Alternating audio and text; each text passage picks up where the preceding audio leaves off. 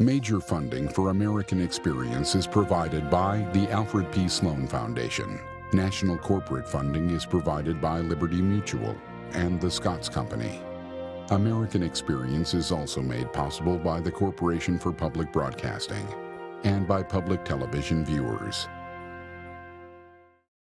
Funding for the re-release of Eyes on the Prize, made possible by the Ford Foundation and the Gilder Foundation.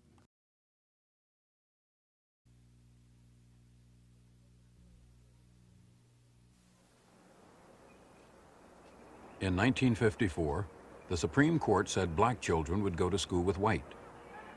The South said never.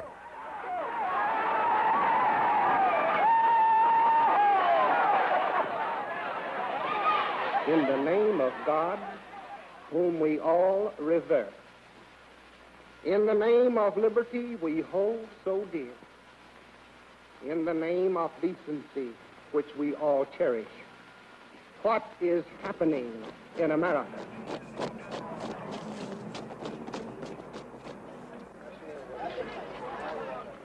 Was this the start of a new civil war? I know the one thing we did right was the day we started to fight. Keep your eyes on the prize. Hold on, hold on. Keep your eyes on the prize. Hold on. Desegregation is against the Bible. I find my scripture for this in Genesis 9:27. Where God did segregate and separate the three sons of Noah, sending one out to be a servant while the other two remained in the tabernacle. I say that God has given nowhere in his Bible any right to men to end the curse that he's placed upon any human flesh. All the people of the South are in favor of segregation. And Supreme Court or no Supreme Court, we are going to maintain segregated schools down in Dixie. It wasn't funny then, it's still not funny. But suddenly we have the 14th Amendment that took 100 years, brought on by the Civil War, suddenly must be complied with. Equal treatment under the law. And that was the resistance. They are not going to get equal treatment. What do you mean? Go to school with my little darling? That is why resistance. In the late 1950s, the battle for civil rights was fought in the classrooms of the South. The Supreme Court had ruled in a case called Brown versus Board of Education that segregated schools were unconstitutional under the 14th Amendment. Many Southerners saw the decision as an attack on their heritage and traditions. The battle lines were drawn. I think we were not really quite prepared for the extent to which the South would resist the implementation of the Brown decision. In fact, the shutting down of the NAACP in Alabama, the resistance evidenced in places like Virginia and Arkansas, the legislative investigations committees in Florida and in other states, really frightened us. And the white resistance could also be violent. In February 1956, a black woman named Autherine Lucy was quietly admitted to the all-white University of Alabama. But the night after she arrived, students and townspeople began a riot.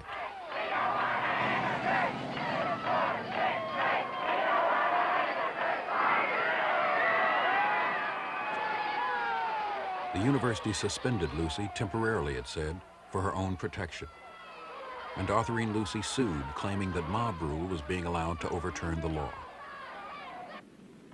What brought about these actions, I feel, is that lawless elements outside the campus set themselves over and above the law. Their actions brought great discredit to our nation. The charge has been made, and made by some fairly moderate people, gradualists you might call them, that the NAACP, with General Counsel you are, is moving too far, too fast. That following the decision of the Supreme Court, you would have been well advised to to let things move along gradually for a while, that you can't overthrow the prejudices of 300 years overnight? You can't, or maybe you can't, override prejudice overnight. But the Emancipation Proclamation was issued in 1863, 90-odd years ago. I believe in gradualism. I also believe that 90-odd years is pretty gradual. Arthurine Lucy won her case, but the Board of Trustees expelled her anyway for saying the university had used the riots to keep her out.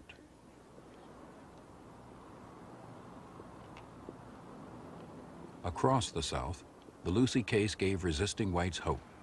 If they were willing to use violence to fight the law, it seemed they could keep black children in black schools.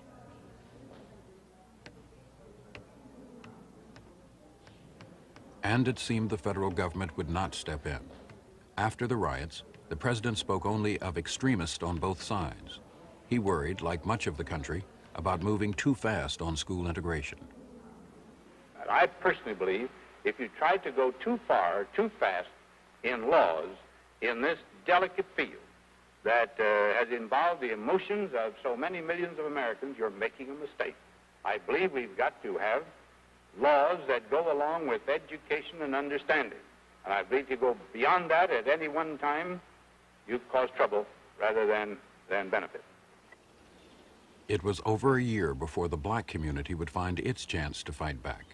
Here in Little Rock, Arkansas, 1957. Little Rock was a moderate southern city in a moderate southern state. By 1956, both the state universities and the city buses were integrated. Its school board made plans to desegregate slowly. The first year, 1957, 9 black teenagers would attend one school, Central High. Little Rock's black leaders were hopeful. We have a very enlightened group of people in Arkansas. And they have accepted everything else. They accepted bus integration without any fanfare. And they will take the school integration as just another going to school. The black children were not getting a chance, and they needed it. They needed it more than anyone, and we were very strongly in favor of that and could see that integration would improve that. But we did, at that stage, have fears, and they were, I guess, just natural, inborn emotional fears. And so we needed some help from the officials, the state officials, the county, the city officials, and primarily from Governor Faubus as to what he told the people, whether it was the law or not. One of the reasons is Governor Orville Faubus of Arkansas was a moderate by Southern standards, a man the black community had supported. But in his last election, he'd faced tough opponents, and he knew he'd need the segregationist vote if he wanted to be reelected. The night before school opened, Faubus made a decision. I have therefore, in accordance with the solemn responsibilities and the oath of my office, taken the following action. Units of the National Guard have been and are now being mobilized with the mission to maintain or restore the peace and good order of this community. Advanced units are already on duty on the grounds of Central High School. The Arkansas National Guard ringed the school with orders to admit only the white students. It shocked the country. State troops were now being used to prevent enforcement of federal law. At the center of the crisis were these 9 teenagers, selected by the school board because of their excellent grades. The first day, 8 of the 9 went to school together, accompanied by their parents and ministers. They expected some harassment, but no real trouble.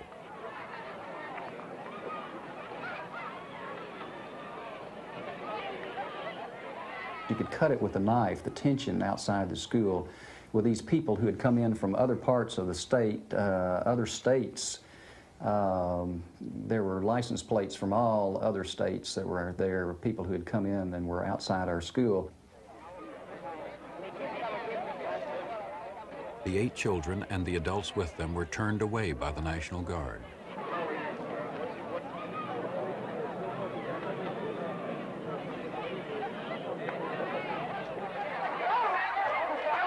The 9th student, Elizabeth Eckford, had missed the call to gather with the others before school. Elizabeth Eckford walked alone and met a mob.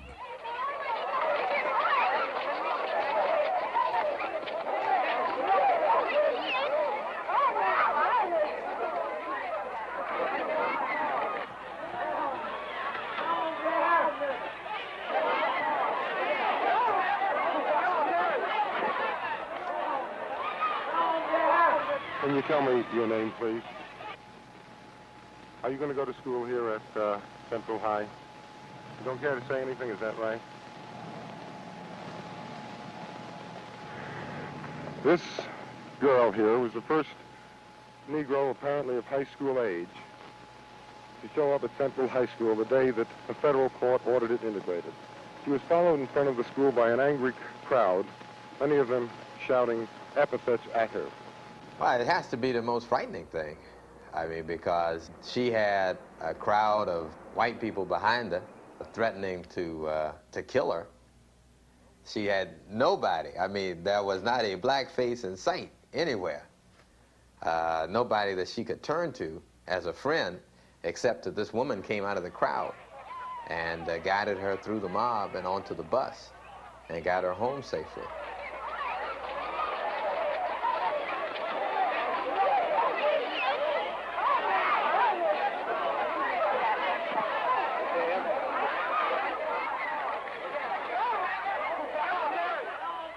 The black parents and the NAACP went back to court.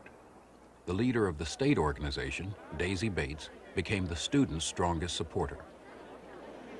The national NAACP saw this case as a showdown for desegregation, and they assisted the local lawyers.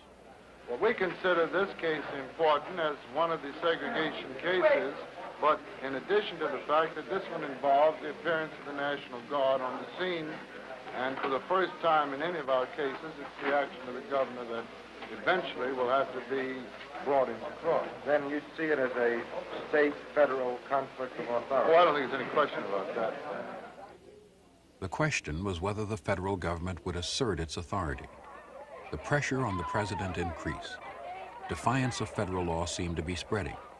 From Little Rock, here to North Little Rock, to Nashville, Tennessee, and to Charlotte, North Carolina.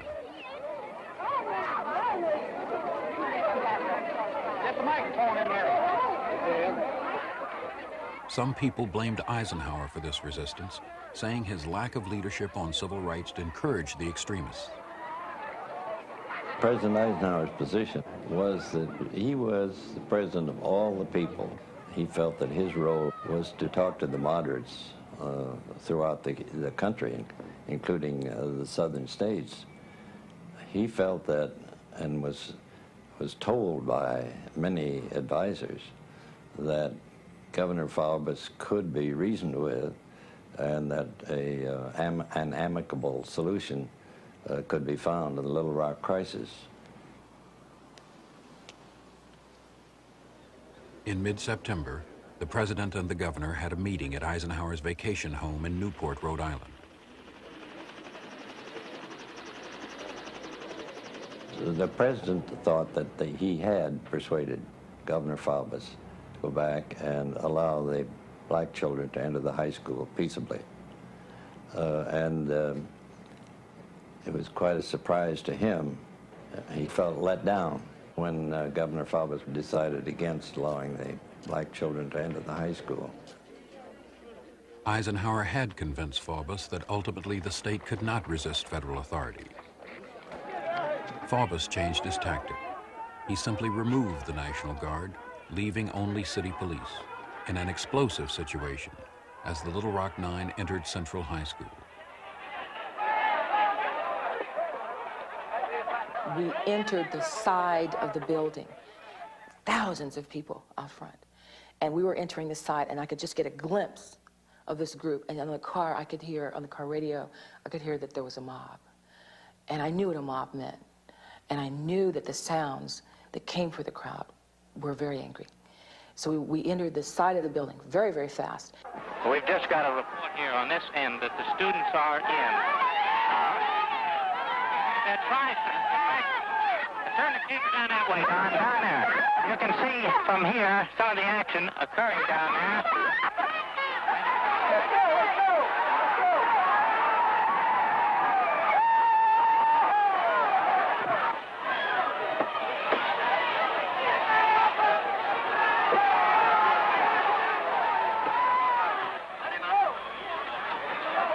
The three of us represented the black press. That was all, and we were on the mall in front of the school, and the word got to the crowd outside that the niggas are in the school. Then they said to us, you come out here as a decoy, and then other people slipping into the side of this building. So I said, hell no, like that, you see. The crowd turned on Hicks and on his companions, Moses Newsom and Alex Wilson. Somebody had a brick in his hand, and instead of throwing the brick, because he was too close, he hit Alex Wilson up beside his head with this brick. Of course, Wilson was more than 6 feet tall, an ex-Marine. He went down like a tree. The mob was getting past the wooden sawhorses because the policemen would no longer fight their own in order to protect us. And so someone made a suggestion that if they allowed the mob to hang one kid, they could then get the rest out. And a gentleman, whom I believe to be the assistant chief of police, said, how are you going to choose? You're going to let them draw straws. He said, I'll get them out. And we were taken to the basement of this place. And we were put into 2 cars, grayish blue colored Fords. And the man instructed them, he said, once you start driving, do not stop. The rioting was headline news. The nation and the world saw unmistakably the face of resistance.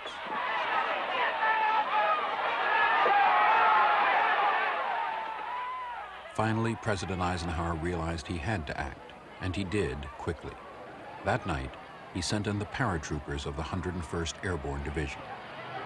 An extreme situation has been created in Little Rock. This challenge must be met, and with such measures as will preserve to the people as a whole their lawfully protected rights. If resistance to the federal court order ceases at once, the further presence of federal troops will be unnecessary, and a blot upon the fair name and high honor of our nation in the world will be removed. Mob rule can not be allowed to override the decisions of our courts.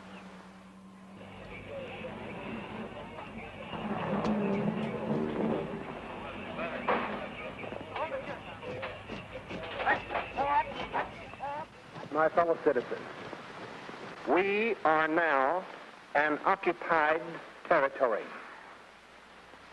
In the name of God, whom we all revere, in the name of liberty we hold so dear, in the name of decency which we all cherish, what is happening in America?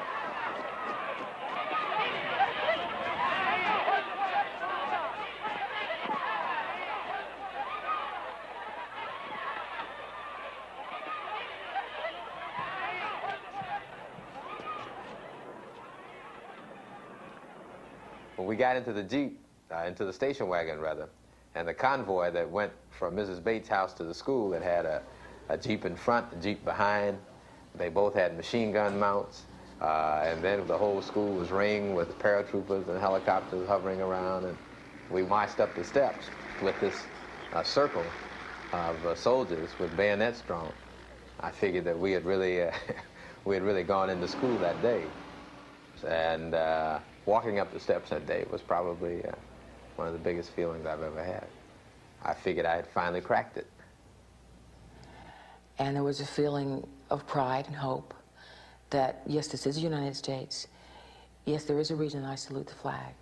And it's going to be okay. You know, if these guys just go with us the first time, it's going to be okay. The troops did not, however, mean the end of harassment. It meant the declaration of war. Tell your mama, tell your pa, I'm gonna send you back to Arkansas. Oh, yes, ma'am.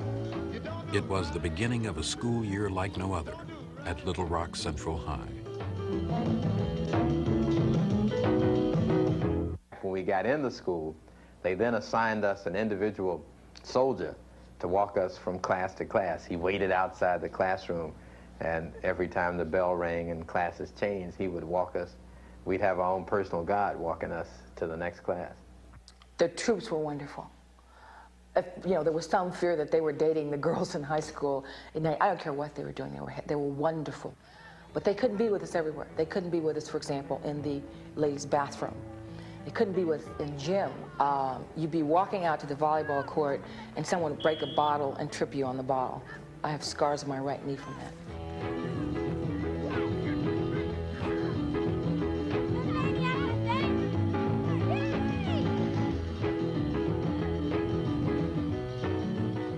Of course, we couldn't have a normal school, but we had to have as close to normal as possible. And you couldn't follow every student around with a guard into the, you know, the stories were that the male guards were going to the restrooms with the female black students, and you couldn't do things like that, and you couldn't sit with them at the cafeteria. There wouldn't be any integration if you did that. So I'm proud of what we did and what we didn't do. Would you think you could get used to going to school with colored children? Yes, sir, I think so. I mean, if I'm going to have to do it, I might as well get used to it. Well, now, what about this? Do you think that the trouble is with the students here in the high school and in the schools of Little Rock, or is it with the parents, or is it with outsiders, or where is the trouble? I think it's the parents. I mean, I saw, you know, all these crowds out here and men kicking that Negro and everything. And you don't sympathize with that sort of action at all? No, sir, I don't. What do you think?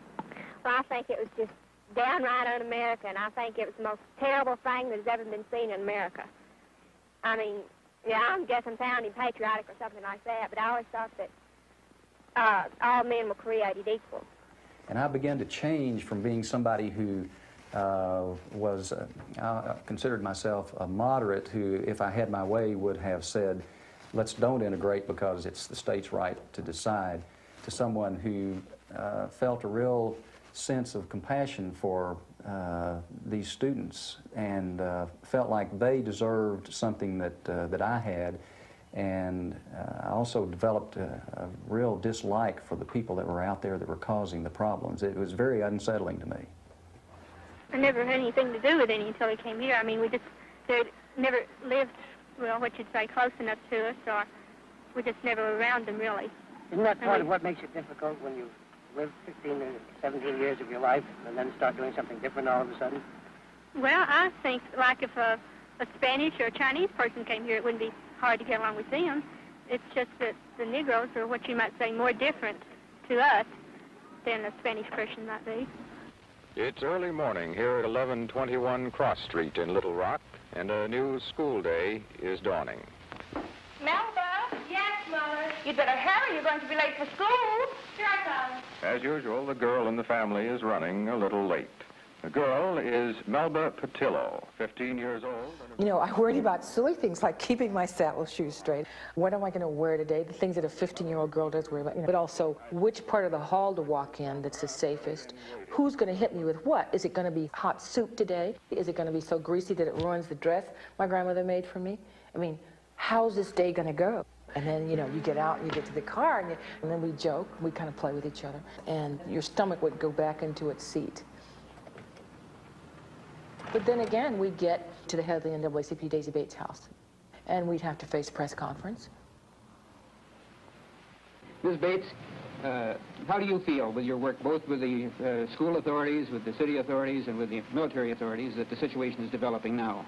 Very well. The military authorities have been very nice to the children, as well as the school board and the city police.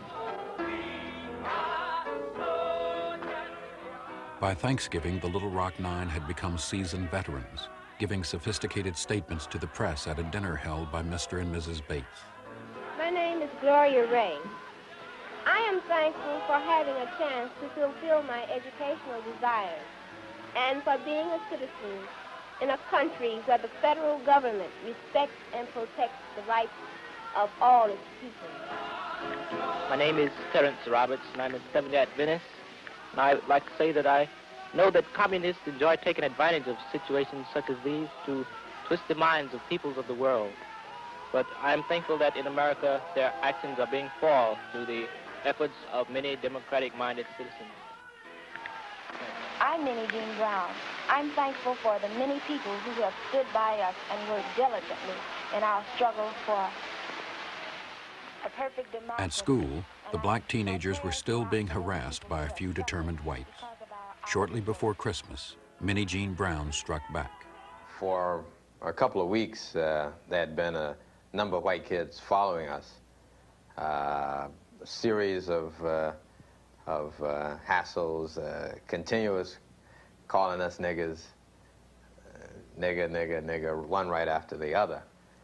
And Minnie Jean Brown was in the lunch line with me. And there was this, I was in front of Minnie. Minnie was behind me, and there was this white kid, fella, who was much shorter than Minnie. Minnie was about 5'10", and this fella couldn't have been more than 5'5", 5'4". And he reminded me of a small dog yelping at somebody's leg. Minnie had just picked up her chili.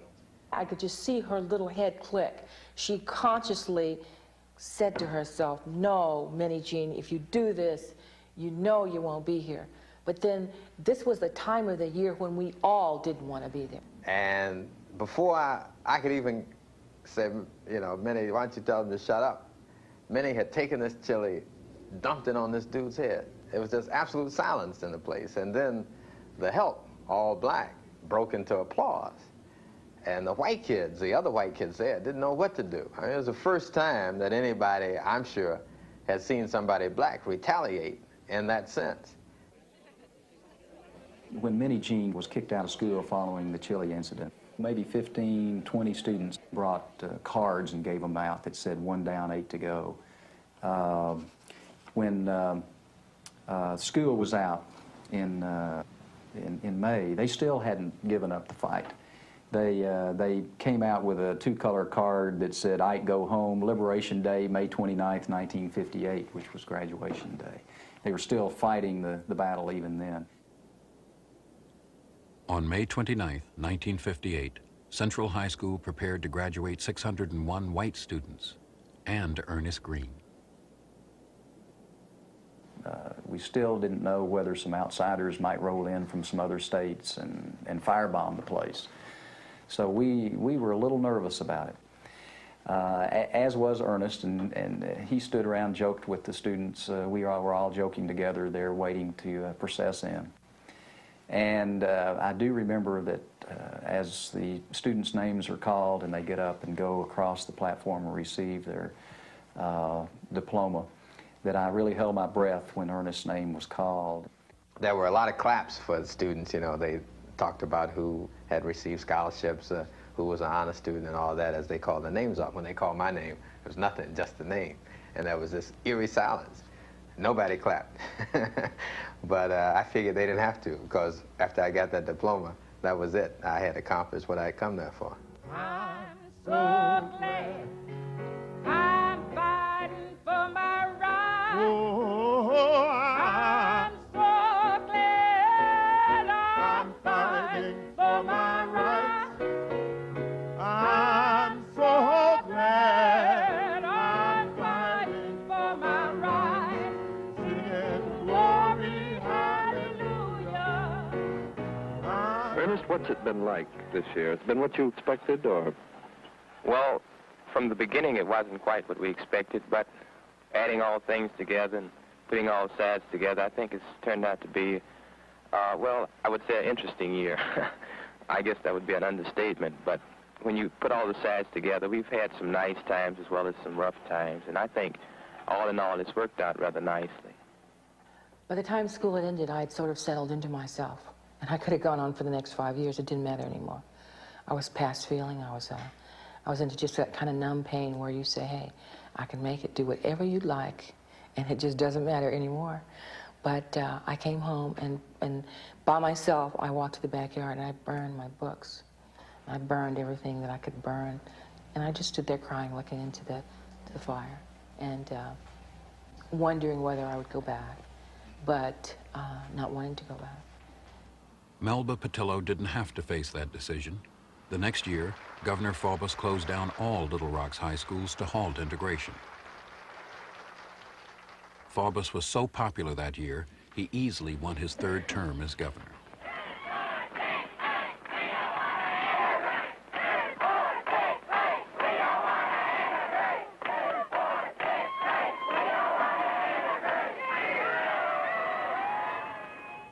Faubus's tactic was also used in Virginia, where the governor closed down school after school. There will be no enforced integration in Virginia. I have the highest respect for the President of the United States. If troops are sent into Virginia, they will patrol empty schoolhouses. Governor Allman closed schools in Charlottesville and Norfolk and other towns, and he called for unyielding rejection of integration.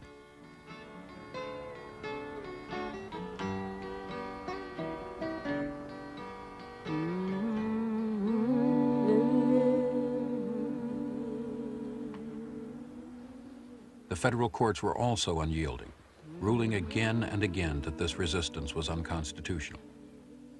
But while the court cases were fought, the schools stayed closed, and the children, especially the black children, paid the price.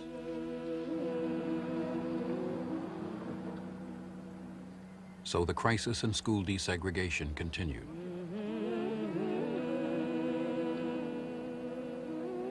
In the fall of 1960 in New Orleans, 4 little black girls were sent to first grade in white schools.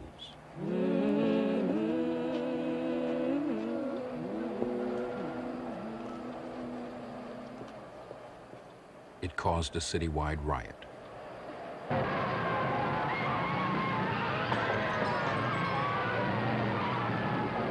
This was 6 years after the Supreme Court's ruling, and segregation was still a fact of life across the South. But in those 6 years, desegregation had become a fact of political life.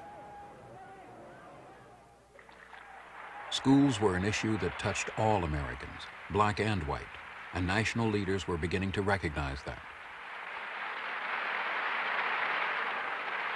Can we honestly say that it doesn't affect our security and the fight for peace when Negroes and others are denied their full constitutional rights, when we in this country...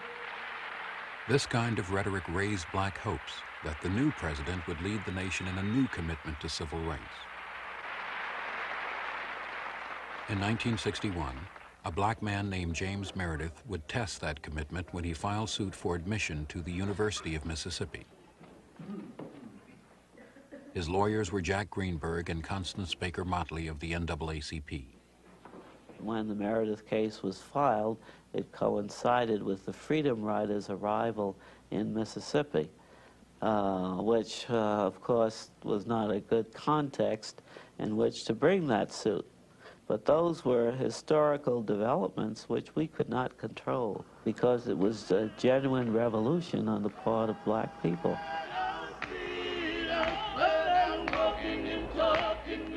James Meredith called it a new spirit among blacks, as sit-ins and freedom rides spread from other southern states into Mississippi. That spirit was part of Meredith's own readiness to face the struggles he knew were ahead.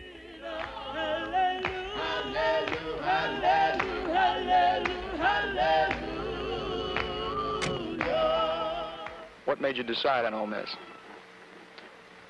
Well, I thought that I should get an education in my own state.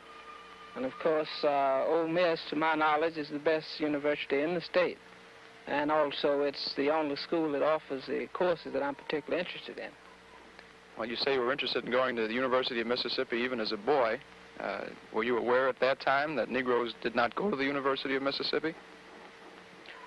Well, I've been aware for a long time of the so-called place for the Negro. Yes, I've been aware. Therefore, you've wanted to overcome this barrier since you were a boy. That's right. I think that the facade that he would present to the public was one that was somewhat cold, somewhat cocky, but it was necessary to do that in order to protect himself, because after all, he was a human being with feelings, with fear. Friends, I'm a Mississippi segregationist, and I am proud of it. Mississippi, from its governor on down, was the most militant of the segregationist states. It was the home of the Citizens Council, a group formed specifically to defeat integration. In 1955, the Citizens Council had helped crush the first attempts at desegregation in the state by using economic threats and violence. We must eliminate the cowards from our front lines. You did not elect me governor of Mississippi to bargain your heritage away in a smoke-filled hotel room. The governor took a very active role in talking about the threats that the state would make on its blacks who would try to enter the school. It was an effort to instill fear in the hearts of blacks, and it was also an effort, and a very successful one, to arouse fear and a kind of frenzy in the white community to fight back. Myrlie Evers' husband, Medgar Evers, was head of the state NAACP. Evers himself had once tried to integrate Ole Miss, and now he counseled James Meredith. It was a long, hard legal battle. Finally, after 9 months, the district court ruled there was no policy of segregation at Ole Miss.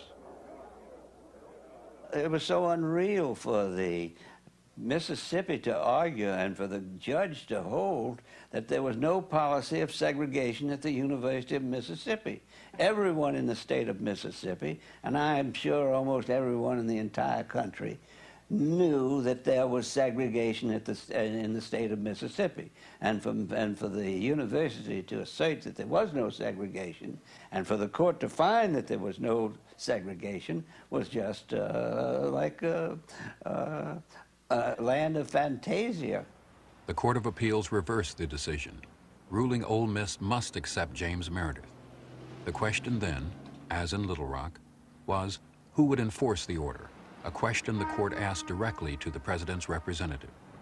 It was always clear as crystal, and I personally made a commitment, knowing the president would back it up, to the Fifth Circuit sitting en banc, all 9 of them, that whatever force was necessary to make their order effective would be applied. I have made my position in this matter crystal clear. I have said in every county in Mississippi that no school in our state will be integrated when I am your governor.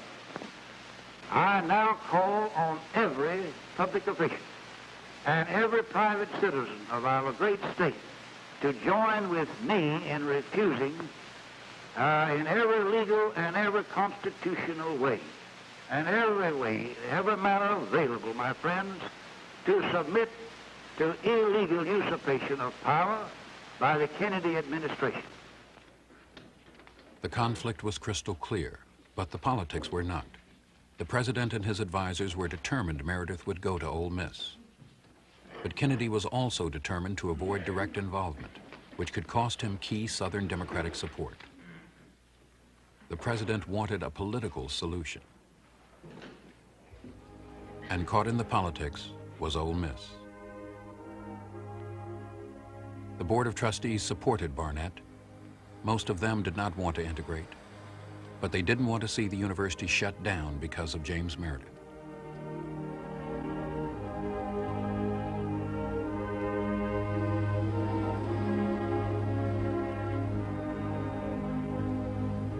Well, none of the students, I think I speak for all of them, want the school closed. And I think if it is closed, it'll be too much pressure on Mr. Barnett that he will have to open it within a day or two anyway. Do you think if the school had to be closed, it would affect the Rebels, the football team? Yes, that's one bad thing about it. Now, all the students are really looking forward to all the football games, and then if a school is closed, we want the ball games played anyway. On September 20th, the conflict came to a head when Governor Ross Barnett flew up to the Oxford campus of Ole Miss.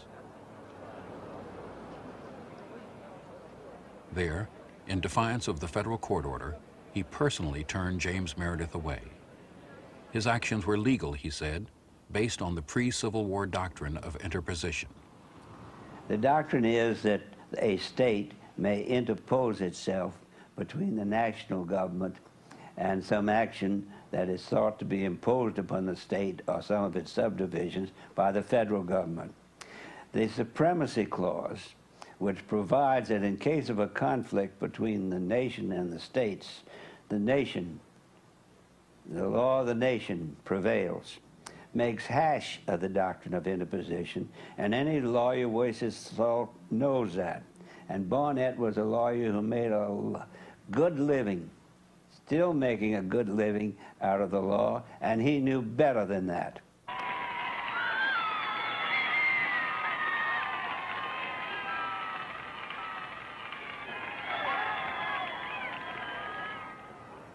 Five days later, on September 25th, armed with more court orders on his behalf, James Meredith tried again to register at the University of Mississippi, this time at its Jackson office, and this time accompanied by John Doerr of the Justice Department and U.S. Marshal James McShane. This is Hagen Thompson at the State Office building in Jackson. James Meredith has just arrived in the custody of federal officials and apparently making his way up to the 10th floor to register. And in they go, and we'll switch now in just a moment. The crowd is booing lustily inside the Woolfolk building. Have a crowd of several thousand inside and out.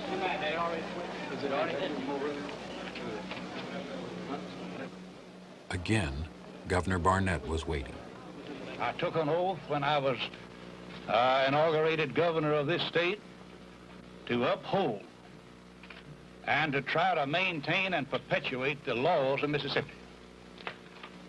Gentlemen, my conscience is clear. I'm abiding by the Constitution of the United States and the Constitution of Mississippi and the laws of the state of Mississippi. I got to admit, I was surprised when I got to the door of the Regent's office, and when the door opened, there was on the threshold was the governor of the state of Mississippi there blocking the door. I got to say to you that I didn't anticipate that. And he had a proclamation, and he read it, in which the end line was, I refuse to register you under the authority of the laws of the state of Mississippi. So we left. Once again, a governor's action had created a constitutional test.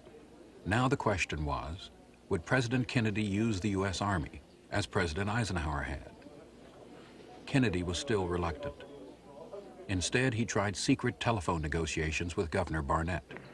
Well, now, you talk... I just don't understand the situation down here. Well, the only thing is I got my responsibility. This is not my order. I just have to carry it out. So I want to get together and try to do it with you in a way which is the most satisfactory and causes the least chance of damage to people in Mississippi. That's my interest. All right. Would you be willing to wait a while and let the people cool off on the whole thing? Till how long? But you make a statement to the effect, Mr. President, that under the circumstances existing in Mississippi, that there will be bloodshed. You want to protect the life of James Meredith and all other people. And under the circumstances at this time, it just wouldn't be fair to him or others to try to register him. Well, then at what time would it be fair? Well, we could wait. I don't know. It might be in 2 or 3 weeks. It might cool off. Well, would you undertake to register him in 2 weeks? Well, now, you know, I can't undertake to register myself, but you all might make some progress that way. Yeah, well, we'd be faced with it. Unless we had your support and assurance, we'd be... I'm going to cooperate. If the federal government had told Governor Barnett, we're coming in and we're going to maintain order and we're going to register Meredith, they would have had my complete respect and cooperation. They didn't do that.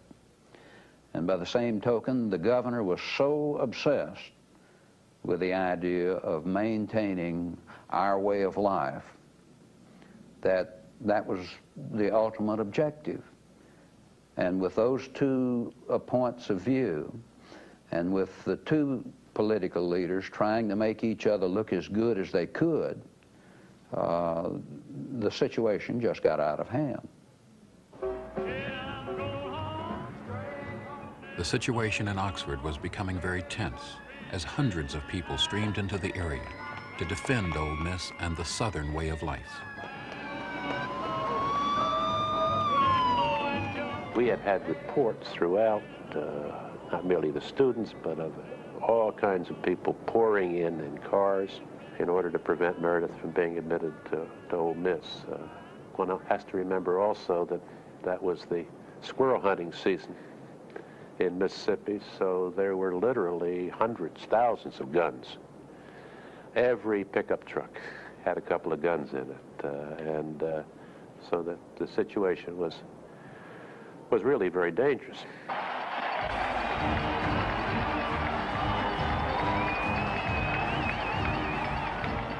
Saturday, September 29th. The Ole Miss campus was deserted as the students flocked to Jackson for the football game against Kentucky.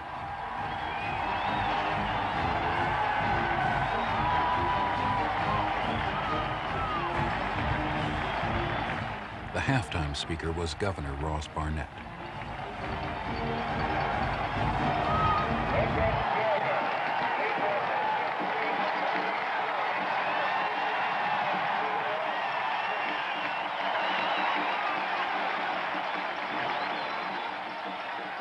I love Mississippi.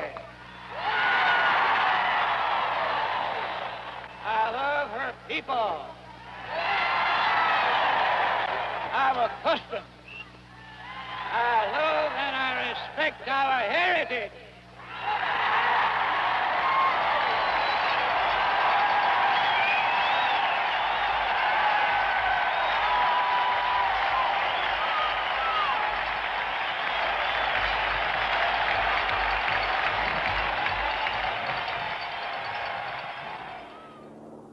The next day, Sunday, September 30th.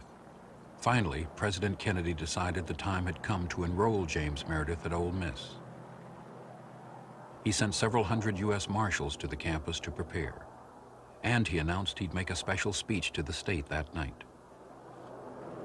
Sunday evening, when I flew down in a government plane to the airstrip at the University of Mississippi, and we had marshals already down there. We had about 400 or 500 marshals sworn in as from the prison guards, from the Border Patrol, from the U.S. Marshal Service, from any other place we could find reasonably trained law enforcement officers.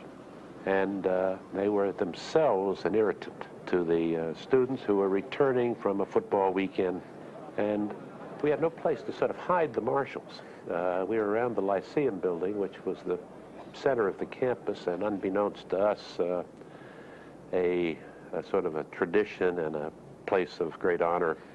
Students came, and of course, they saw the marshals.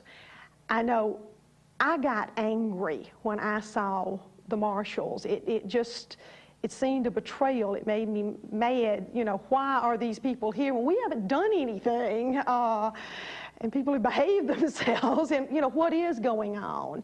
And I caught myself really with some of these feelings.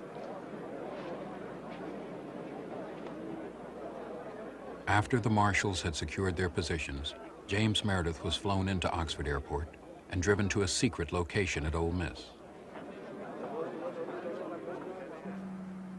The crowds didn't know where he was, but they knew he was on campus. And at 8 o'clock, just as the president went on the air, Ole Miss turned into a battlefield.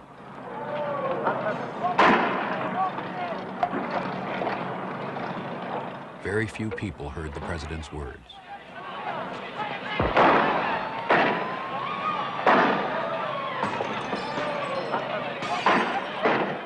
Americans are free and sure to disagree with the law, but not to disobey it.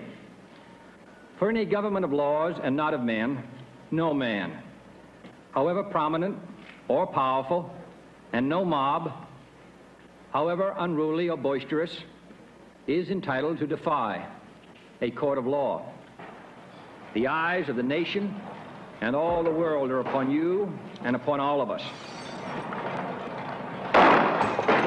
The marshals were ordered not to use guns against the rioters, who were shooting and throwing Molotov cocktails. And the rioters were targeting the media, smashing cameras and attacking reporters.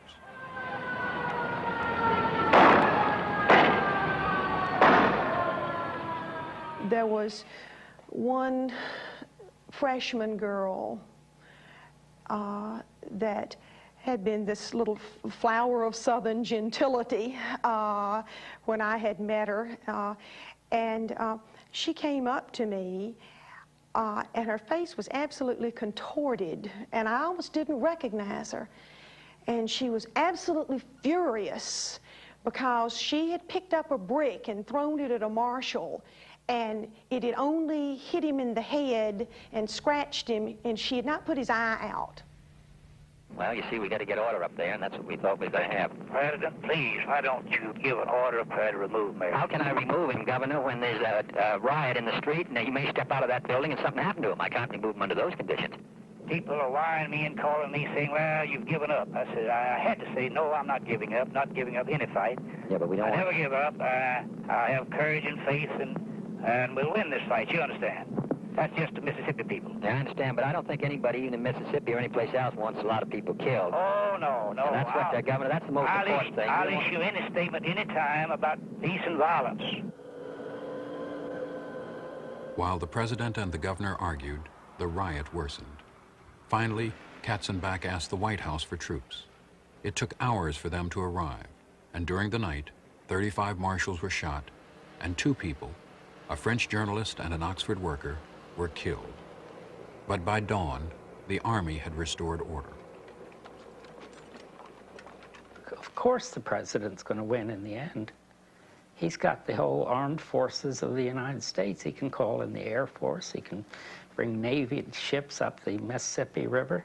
He can call out the Army as he did. He can drop parachuters in. I suppose he could shoot missiles at Oxford, Mississippi. So he's going to win at the end.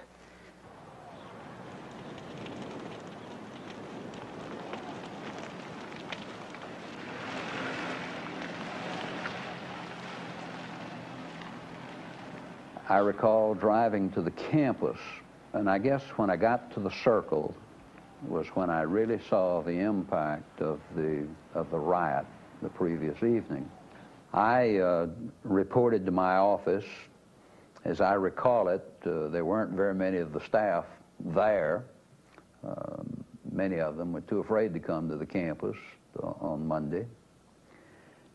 And later, James Meredith came to my private office, and I accommodated the registration there. It wasn't a cause for laughter and champagne, but it was a cause for some relief, and it was the fact that was over with. I mean, in a way, Oxford had become the symbol of massive resistance and the final gasp of the Civil War, if you want to look at it that way. And it was over. It had ended.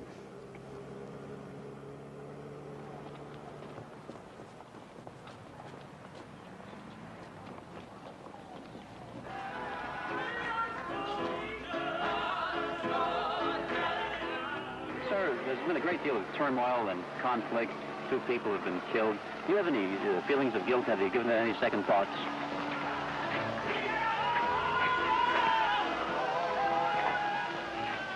I'm very sorry that anyone had to get hurt or killed. But of course, I think that's an unfair question to me. I don't believe any of you believe that I had anything to do with that. How are you getting along in school, sir? Just fine, just fine. How are the students have it been talking to? Has there been any reaction? No, just acting like students, I suppose. Is this a kind of a lonely life for you, despite all these people around you? I've been living a lonely life a long time.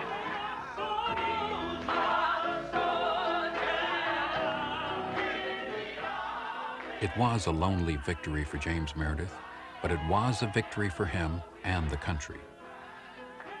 The Constitution had held and been reaffirmed in a major crisis.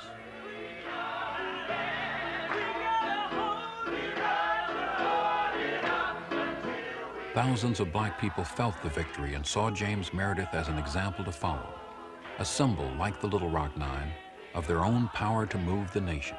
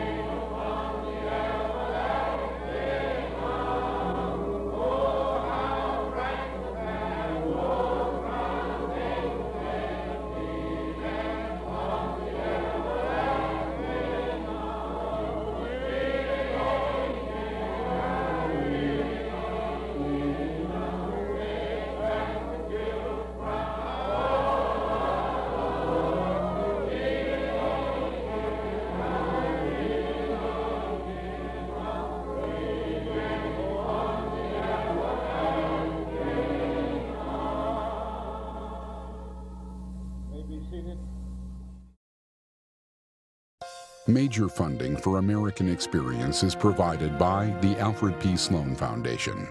National corporate funding is provided by Liberty Mutual and the Scotts Company. American Experience is also made possible by the Corporation for Public Broadcasting and by public television viewers. Funding for the re-release of Eyes on the Prize, made possible by the Ford Foundation and the Gilder Foundation.